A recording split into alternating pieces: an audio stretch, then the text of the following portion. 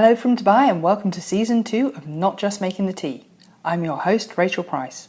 This is the show that talks about the realities of our career and life choices, what life skills there are to be learned, and how they can influence and help us to succeed. It's all about celebrating the parts that don't go to plan as much as those which do. I hope that you enjoy listening, find the topics thought-provoking, entertaining, and that they add some positive moments to your day. So on that note, let's get started with today's topic.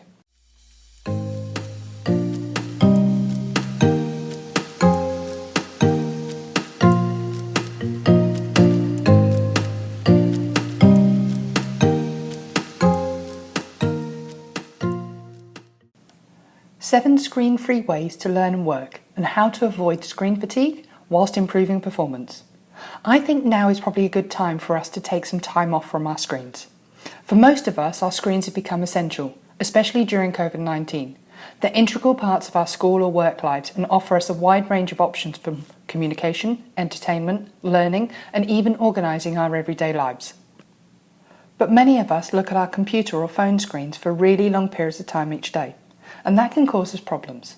According to the American Academy of Child and Adolescent Psychiatry, children aged between 8 and 12 in the United States spend anywhere between 4 and 6 hours a day watching or using screens on average, whilst teenagers are spending up to 9 hours on their screens. This is an incredible but also scary set of statistics. In this podcast, I'll outline some benefits of taking time away from your screen and explain 7 of the best non-screen ways to learn and work. So let's start with the benefits of cutting down on screen time. Finding ways to get away from your screen can vastly reduce the time that you spend sitting down. Research clearly shows that moving more has a range of positive effects on your health, and there are even ways to combine both work and exercise. So how about holding a walking meeting, for example, or rehearsing a presentation while working out at the gym or taking your daily walk? Less screen time will also boost your mental health. You'll guard yourself against sensory overload, which often leads to irritability, anxiety, loss of focus, and stress. You will also see some positive effects on your sleep. By becoming more flexible about how and where you work, you can also find ways to be more efficient. For example, you might decide to have a quick phone call chat with a colleague rather than writing a long email. And less screen time often means better learning. You give your brain new and varied ways to explore and encode information.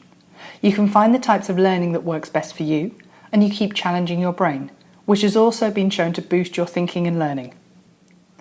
I do recognise the irony of an online learning provider promoting screen-free habits, but at Education Yala I'm equally passionate about our health and well-being as I am about learning, which is why I include resources in a wide range of formats including printable workbooks and downloadable audios.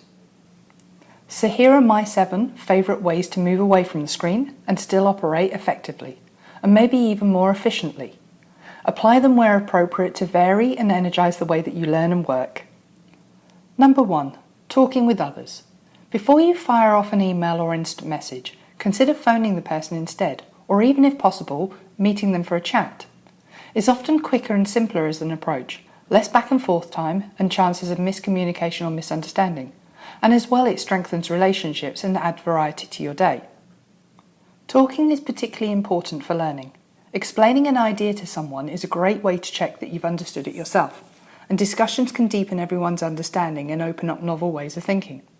I actually got a really nice comment a few days ago from a colleague who said that it was nice to receive a handwritten note, even if it was about room changes, rather than a Teams chat, and that I followed it up with a pop-in chat. It can make all the difference in the world of instant messaging. It's all about building connections. Number 2. Reading books, magazines and journals. Turning paper pages can make a pleasant change from scrolling down your screen. Consider printing out any documents that you're working on or ordering a physical copy of something that you need to read. Larger texts are often easier to explore and annotate this way. I know that for some this will seem environmentally negative, but maybe use recycled paper or read second-hand books. What's more, there's no bright screens to strain your eyes and make your mind race, and no chance of distracting notification pop-ups. Number 3. Listening to podcasts and audiobooks. When you access information by listening, you create even more possibilities for where and when you can do it. For example, whilst walking, driving, or even cooking. It also gives your eyes a rest and you'll have the chance to get up from your chair.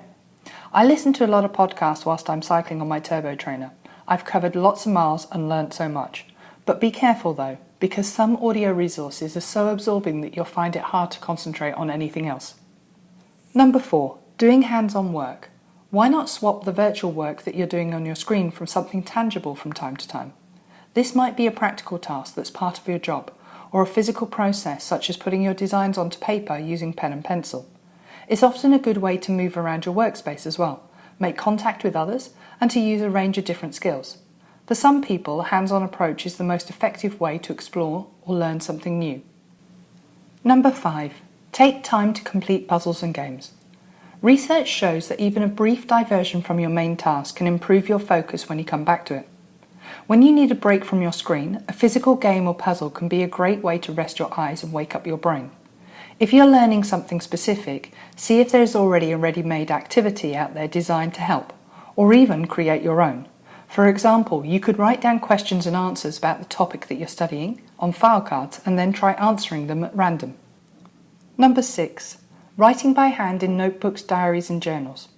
This is a really good reason to experiment with different types of books and pens and taking them to locations that suit you. Here you can collect notes and explore your ideas in novel ways, perhaps using a creative technique such as mind maps to help retrieve the information from your mind to paper. I've added a link in the podcast info providing information on this technique, and also a YouTube video on Tony Buzan, who in 1974 coined the phrase mind mapping. A paper diary gives you more scope to be imaginative when you are scheduling and planning for future events, and recording your reflections afterwards. Whilst journaling can also be a great way to work on many different aspects of your personal and professional growth, with no screen in sight. Again, I've added a link into the podcast info for more information. Number 7, making time to reflect and plan. This sort of links with the previous point. So when you need to think about your work, it's often best to get away from all the distractions of your screen.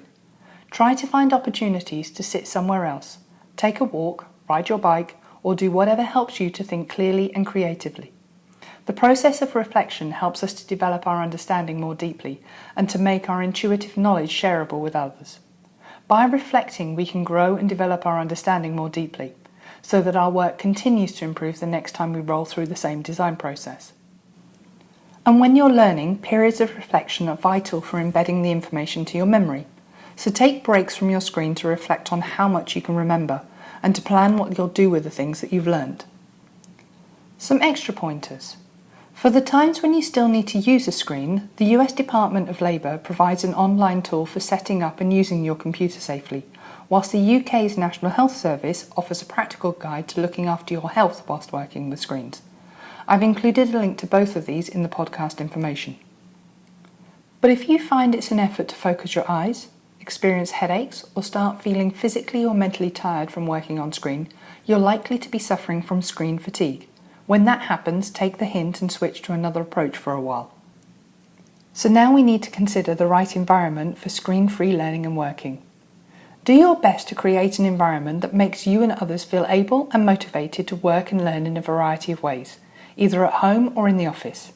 Consider how to use the decor, room layout, music, and any other means to inspire creativity and encourage positivity. And remember to have all the things that you need for non-screen working close by, such as notebooks, pens, journals, and headphones, and where possible, improve other people's access to these tools also. It is normal to worry about reducing screen time. If you decide to spend more time away from your screen, you may have to face up to some fears, such as FOMO, the fear of missing out by not being plugged in permanently, the fear of other people thinking that you're just not working, and as a manager, fear that you won't be able to communicate with your people or see what they're actually doing. However, with ongoing communication and mutual trust, a blended approach can give you the best of both worlds. You're at your screen long enough to feel connected, but you also have more face-to-face conversations, engage with people and events beyond your own teams, and have a higher level of connection as a result. The more your co-workers and peers try to benefit from this too, the more it will become the norm, particularly if everyone embraces this way of working and learning themselves. Your teams and your work groups could even commit to regularly blocking out parts of their calendar, daily or weekly, for screen-free time. For me, one of the key ways that schools and companies could help to reduce the stress around screen time and the need to be online 24/7 would be to set clear working hours for communication, i.e. no emails, WhatsApps or Teams notifications after a certain time each day. I appreciate that this is not always easy if you have people working on different time zones together, but you can encourage an acceptable reply time frame instead, maybe within 12 to 48 hours time frame dependent upon the task. The feeling that you must reply instantly causes many to have unreasonable levels of stress. So my final key points. Screens can be essential and highly effective tools, especially when operating remotely, but it's good for your physical and mental health to reduce screen time where possible. You'll also boost your performance and enjoyment if you have a range of other ways to work and learn. Remember that to make a success of screen-free time, your environment needs to be right. Find ways to enable and promote a range of working styles and equip yourself with everything you need to go screen-free. So my 7 strategies for learning and working away from screens are: talking to others, reading physical books, magazines and journals, listening to podcasts and audiobooks, writing in notebooks, diaries and journals, doing hands-on work, using puzzles and games, and making time to reflect and plan. So that's our podcast for today. Thank you for taking the time to listen. If you've enjoyed this episode, then please subscribe and get new episodes sent to you weekly. You can do that for free via Apple Podcast, Spotify, Google Podcast and other providers. I appreciate everyone who takes the time to listen, so please do subscribe, like, tell your friends and rate the podcast. It helps to showcase this to other potential listeners. Also, check out the Instagram page, Education Yalla, and the Learning Hub on educationyalla.teachable.com for activities, resources and information on these topics and more. I've included a direct link in the podcast information. So thank you once again for listening, keep safe and chat soon. Have a great week.